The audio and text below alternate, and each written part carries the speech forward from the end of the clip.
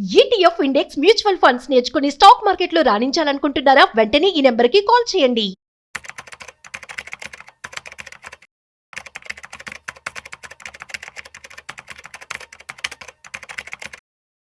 నమస్తే సుందరామరెడ్డి గారు. నమస్తే sir. So once upon a time a star performer అని చెప్పొచ్చు. ఎస్, మొమెంటమ్ ఫండ్స్ గురించి మాట్లాడుతున్నాను.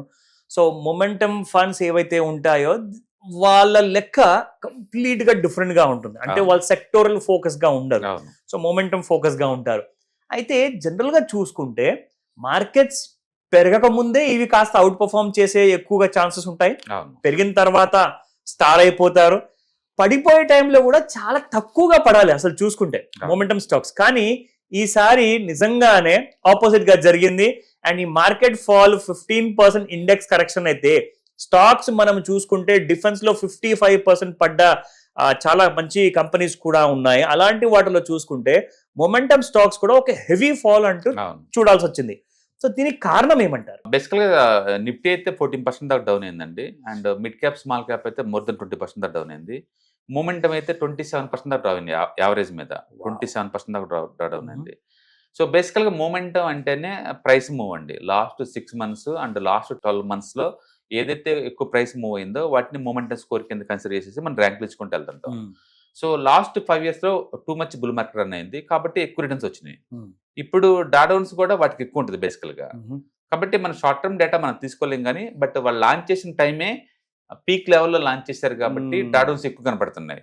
కానీ లాస్ట్ 6 months ఎవరు ఇన్వెస్ట్ చేసిన స్టాక్ మార్కెట్ లో రఫ్ గా వాళ్ళు 20 to 30% లాస్ అయి ఉంటారు. మీరు ఎందులో పెట్టినా సరే, లార్జ్ క్యాప్ లో పెట్టినా, మిడ్ క్యాప్ లో పెట్టినా, స్మాల్ క్యాప్ లో ఎక్కడ పెట్టినా సరే అది లాస్ అవ్వాల్సిందే. మూమెంటం కూడా లాస్ అయింది దాని తగ్గట్టు అంతే. సో ఎప్పుడైనా మార్కెట్ బాగా పడుతున్నప్పుడు క్వాలిటీ అంటే ఈపీఎస్ రైజ్ అయ్యే కంపెనీస్, లో వాలటిలిటీకి రెస్పాన్స్ తక్కువ అయ్యే కంపెనీస్ తక్కువ పడతాయి. మిగతా ఏ థీమ్ అయినా సరే పడాల్సిందే. మూమెంటం కూడా నో ఎగ్జంప్షన్ అనమాట. కాకపోతే మార్కెట్ కంటే 2-3% ఎక్స్ట్రా పడ్డాయి ఈసారి. ఎందుకంటే పైకి మూమెంట్ ఎలా ఉందో డౌన్ సైడ్ మూమెంట్ కూడా ఈసారి అలానే ఉంది.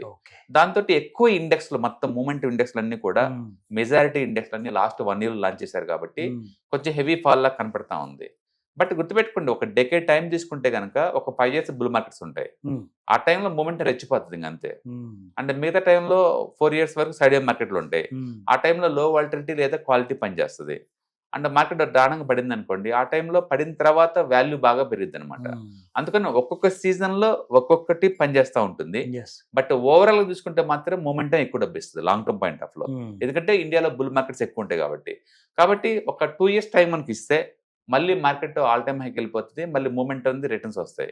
కాబట్టి మూమెంటంలో వాలటిలిటీ ఎక్కువ కాబట్టి తక్కువ రేట్ దగ్గర ఉన్నప్పుడు యూనిట్ ఎక్కువ గ్యాదర్ చేసుకోండి. మళ్ళీ పీక్ లెవెల్కి వచ్చినప్పుడు మళ్ళీ కావాలంటే డిస్పోజ్ చేసుకోవచ్చు. మధ్యలో డ్రాప్ అవ్వాల్సిన అవసరం లేదు. బ్యూటీ ఏంటంటే ఇది మల్టీ సెక్టార్ ఇండెక్స్లో, మల్టీ సెక్టార్ కాబట్టి మనం అర్జెంటుగా క్లోజ్ చేయాల్సిన అవసరం లేదు. అండ్ యూనిట్స్ ఎక్కువ వస్తాయి కాబట్టి గ్యాదర్ చేసుకుంటే బెటర్. సో ఇందులో ఇప్పుడు మొమెంటమ్ స్టాక్స్ ఏవైతే ఉంటాయో మార్కెట్లో ఎంత బాగా అయితే పర్ఫామ్ చేస్తాయి కదా, అంటే అవి ఊరికేనే పర్ఫామ్ చేయవు. అంటే వాటిల్లో కాస్తంత ఇంటెన్సివ్ వాల్యూ ఉంటుంది, మ్యాటర్ ఉంటుంది. మీరు అన్నట్టుగా మంచి రీసెర్చ్ చేస్తారు, పెద్ద పెద్ద ప్రొఫెషనల్స్ ఉంటారు.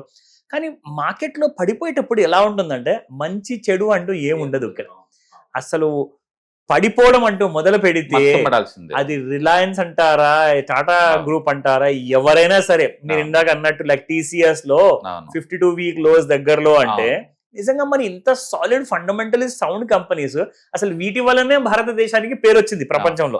టీసీఎస్ లాంటి కంపెనీస్ అంటే లెఫ్ట్ రైట్ సెంటర్ ఎవరు దొరికితే వాళ్ళని ఉతకడం అసలు మొదలు పెడుతుంది మార్కెట్. సో దీనిలో మీరు అన్నట్టుగా ఒక 2 years తర్వాత మనకి మూమెంటమ్ స్టాక్స్ మళ్ళీ బ్యాక్ ఇన్ ద గ్రీన్ ఉండే ఛాన్సెస్ ఉన్నాయి. సో ఈ మూమెంటమ్ స్టాక్స్ లో నాకేమనిపిస్తుంది అంటే ఎక్కువ మట్టుకు స్మాల్ క్యాప్స్ ఉండే ఆర్ మిడ్ క్యాప్స్ ఉండే అవకాశం ఎక్కువగా ఉంటుంది. కాబట్టి అంటే ఈజీగా పర్ డే 10 to 20% పెరిగిపోవడం, 40% పడిపోవడం అలాంటి రిస్క్ ఉంటుంది. కాబట్టి నిజంగా మరి మూమెంటమ్ ఒకవేళ పర్ఫామ్ చేయకపోతే ఇవి అండర్ మూమెంటం అయిపోతాయా? మరి నెక్స్ట్ 2 years లో ఎలాంటి ఛాన్స్ ఉందంటారు? నో బేసికల్ గా ఇప్పుడు ఇండెక్స్ మూవ్ అవుతుంది అనుకోండి, ఆ ఏ ఇండెక్స్ మూవ్ అవుతుంది, నిఫ్టీయా, మిడ్ క్యాపా, స్మాల్ క్యాప్, ఏది మూవ్ అవుతుంది? ఆ మూవ్ అవుతుంది అంటే ఖచ్చితంగా ఏయో కొన్ని స్టాక్స్ మూవ్ పర్ఫామ్ చేస్తూనే ఉంటాయి. ఆ పర్ఫామ్ చేసిన మూమెంట్ దాంట్లోకి వచ్చేస్తాయి బై డిఫాల్ట్. అంటే ఎవ్రీ 6 months ఒకసారి రీబ్యాలెన్స్ అవుతాయి కదా. ఆ రీబ్యాలెన్సింగ్ అయినప్పుడు ఏటి వల్ల మార్కెట్ మూవ్ అవుతుందో ఆ స్టాక్స్ మొత్తం మళ్ళీ పోల్డర్ చేరుతాయి, కాబట్టి మళ్ళీ పెరగడం స్టార్ట్ అవుతాయి. కాబట్టి మార్కెట్ ఎప్పుడైతే ఆల్ టైమ్ హైకి వెళ్తాయో ఇది పర్ఫార్మెన్స్ చేసే ఛాన్స్ ఎక్కువ ఉంది. అప్పటి వరకు కూడా అండర్ పర్ఫార్మ్ చేస్తుంది మార్కెట్ తో పాటు. అందుకని మూవ్మెంట్ సపరేట్ ఏం కదా, ప్రైస్ మూవ్. ఏదైనా సరే ప్రతి సీజన్ లో కూడా స్టాక్ బాగా మూవ్ అయ్యి కొన్ని వస్తాయి. ఎందుకు వస్తున్నాయి అంటే వాటి మార్జిన్స్ బాగా మిగులుతున్నాయి, రా మెటీరియల్ తక్కువ వస్తుంది, అంటే వాటి టైం వచ్చేసింది కాబట్టి. కాబట్టి అవన్నీ దీంట్లో సెక్టర్ బేస్ చాలా ఎక్కువ ఉంటుంది అనమాట. కాబట్టి ఇవి బుల్ మార్కెట్ లో పర్ఫార్మెన్స్ చాలా ఎక్కువ ఉండే ఛాన్స్ ఉంది కాబట్టి అప్పటి వరకు ఉంచుకోవటం బెటర్. సో ఇందులో జాగ్రత్తగా one has to do some kind of మంచి రీసెర్చ్ చేసుకుని, హోంవర్క్ చేసుకుని మంచి మ్యూచువల్ ఫండ్స్ ప్రిఫర్ చేస్తే బాగుంటుంది. ఎందుకంటే నన్ను అడిగితే నేనేమనుకుంటున్నానంటే, ఒక 10 మంచి మ్యూచువల్ ఫండ్స్ ఉన్నాయనుకోండి మొమెంటం బేస్డ్, అవును, వాటిల్లో మీరు ఒకవేళ 10,000 రూపాయలు పెట్టుబడి పెట్టాలి అనుకుంటే ఏదో ఒక దాంట్లో పెట్టే బదులు ఆ 10 వాటిలో కూడా ఒక 1,000 రూపాయలు పెడితే ఏదో ఒక 5-6 మంచి మొమెంటం ఫండ్స్ పుంజుకునే అవకాశం ఎక్కువగా ఉంటుంది. కాబట్టి పెట్టుబడి మీకు రాబడి రూపంలో మారుతుంది. అలా కాదు, మొమెంటం అంటే అన్ని ఉంటుంది ఒకేసారి. నిఫ్టీ కనుక మూవ్ అయింది అనుకోండి, బై డిఫాల్ట్ అన్ని మూవ్ అవుతాయి, ఎక్కువ తక్కువ అటు ఇటు ఉండొచ్చు.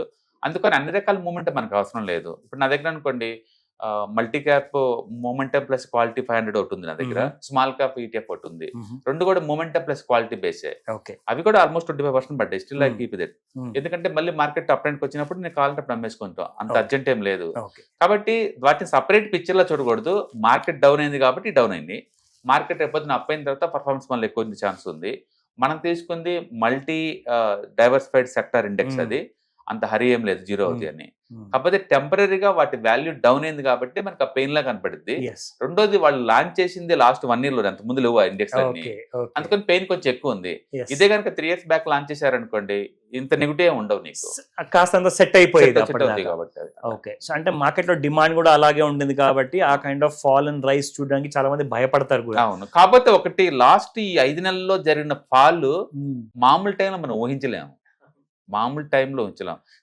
ఏదో ఒక ఇండస్ బ్యాంక్ లో ఒక పానిక్ లో జరిగిన మూవ్ వేరు, స్ట్రక్చరల్ గా ఏ రోజుకి ఆ రోజు పడుకుంటే బాటం వేరు. ఆ డిఫెన్స్ స్టాక్స్ ఏ రేంజ్ లో పడ్డాయి, ఏ స్టాక్ ను వదిలేశారండి, 55% వరకు పడ్డాయి. 50 నిఫ్టీ 500 లో స్టాక్స్ మోర్ దెన్ 40% పడ్డాయండి. నిఫ్టీ 500 స్టాక్స్ చిన్న చిన్నవి కావు, నేను అంటుంది లార్జ్, మిడ్, స్మాల్, ఈ మూడు కలిపిన నిఫ్టీ 500 మోర్ దెన్ 40% పడ్డాయంటే ఊహించుకోండి.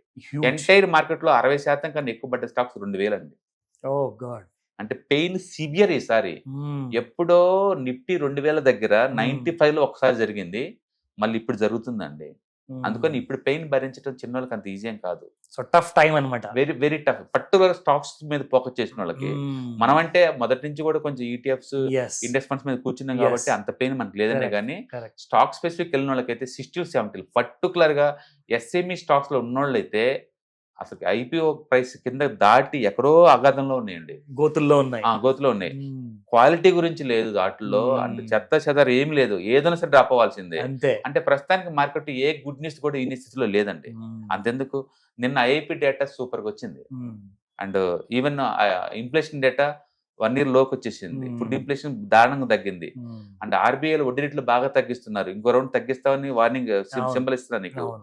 ఇంత ఇచ్చినా సరే మార్కెట్ స్టిల్ అలవాటు ప్రకారం అది మైనస్ నిఫ్టీ 50 లో క్లోజ్ అయిందంటే ఊహించుకోండి మీరు. ఎందుకంటే గ్లోబల్ సినారియో కూడా చాలా నెగటివ్ గా ఉంది. అందుకని మార్కెట్ లిటరల్లీ ఐసీలో పండుకుంది. ఇది చిన్న ఇంజెక్షన్ చాలదు. గవర్నమెంట్ దగ్గర నుంచి ఏదో ఒక ప్రోయాక్టివ్, అమెరికాలో డోజీ ఎలా ఉందో అలాంటి ఏదైనా చేస్తే తప్ప రియాక్ట్ అయ్యేలా కనపడలేదు. ఈవెన్ ఈ రోజు కూడా హోలీ మనకి హాలిడే వచ్చింది కదా, అమెరికాలో అయితే +2 లో క్లోజ్ అయిందండి ఇండెక్స్ మొత్తం కూడా. వరల్డ్ మొత్తం గ్రీన్ లో ఉంది. రేపు మండే చూడాలి రెస్పాండ్ అవుతుందా లేదా ఇప్పుడు కూడా. బట్ బేసికల్ ఏంటంటే మార్కెట్ ఏంటంటే బ్యాడ్ న్యూస్ తప్ప గుడ్ న్యూస్ తీసుకునే స్టేజ్ లో లేదు. అందుకని మంచి మంచి స్టాక్స్ కూడా దారుణంగా పడ్డాయి. ఇక మార్కెట్ ఎక్స్పెన్సివ్ అంటావా, at the rate of 19 PE దగ్గర ఎక్స్పెన్సివ్ ఎవరు అనలేరు వాటిని. ఏదో పెసిమిస్టిక్ లో ఉండి అట్లా మాట్లాడుకోవడం తప్ప, ఇంత ముందు పోల్చుకుని డెఫినెట్ గా వాల్యుయేషన్ రీజనబుల్ గా వచ్చేసింది. కాకపోతే ఎకానమీ ప్రస్తుతానికి ఏంటంటే మనం చెప్పినట్టు అది ఎక్స్పెక్టేషన్ తగ్గిపోదు, దాని రూట్ లో అది పోతా ఉంటది. కాబట్టి స్ట్రక్చర్ లోవర్ లోస్ లో ఉంది కాబట్టి ఇన్వెస్ట్మెంట్ స్లో చేసేసి ఒక్కసారి equivalent swing high swing lows breakout అయినప్పుడు కనుక ఎక్కువ డిప్లాయ్ చేసుకుంటే కనుక డెఫినెట్ గా ఉంటుంది. లాంగ్ టర్మ్ ఇన్వెస్టర్లు అయితే మాత్రం SIPలు కంటిన్యూస్ చేసుకుంటూ పోవచ్చు. ఎందుకంటే టార్గెట్లో ఒకటే, తక్కువ రేటు దగ్గర ఎక్కువ Yes. యూనిట్ల గ్యాదరింగ్ అంతే. Correct, that's more important. Thank you sir, thank you very much. ETFs, index funds and mutual funds. మీరు కనుక స్టాక్ మార్కెట్లో ఎంటర్ అవ్వాలనుకుంటే, మార్కెట్లో స్టాక్స్ డైరెక్ట్గా ఇన్వెస్ట్ చేసే బదులు కపుల్ ఆఫ్ స్టాక్స్లో ఇన్వెస్ట్ చేయడం ద్వారా ఏంటంటే ఆటోమేటిక్ రిస్క్ తగ్గించుకోవచ్చు. కాబట్టి మీరు బిగినర్ అయినా లేదా ఎక్స్పీరియన్స్ పర్సన్ అయినా సరే, మార్కెట్లో సేఫ్ సెక్యూర్ వేలో లాంగ్ టర్మ్లో సస్టైనబిలిటీ కావాలంటే ఈ ప్రొడక్ట్స్లో ఇన్వెస్ట్ చేయడం ద్వారా దాన్ని సాధ్యం చేసుకోవచ్చు అనమాట. కాబట్టి మీకు ఎవరికైనా సరే ఈ ఈటీఎఫ్స్, ఇండెక్స్ ఫండ్స్, మ్యూచువల్ ఫండ్లో ఇన్డెప్త్ నాలెడ్జ్ కోసం అండ్ గైడెన్స్ కోసం ఈ ట్రైనింగ్ ప్రోగ్రామ్ అటెండ్ అవడం ద్వారా మీరు మనీ మేక్ చేసుకోవచ్చు. కాబట్టి మీకు ఇంట్రెస్ట్ ఉన్న పార్టిసిపెంట్స్ ఈ వీకెండ్లో జరిగే వెబినార్ అటెండ్ అవడం ద్వారా ఇందులో ETFs, index funds, mutual funds అంటే ఏంటి, వాటిని ఎలా మనీ మేక్ చేసుకోవాలి, వాటిని ఎలా మేనేజ్ చేసుకోవాలి, వాటి గురించి కాంప్రహెన్సివ్ ట్రైనింగ్ మీకు ఈ ప్రోగ్రాంలో అందించబడుతుంది. ఈ వీకెండ్లో జరిగే ఈ ప్రోగ్రామ్కి ఎన్రోల్ చేసుకోండి. Thank you.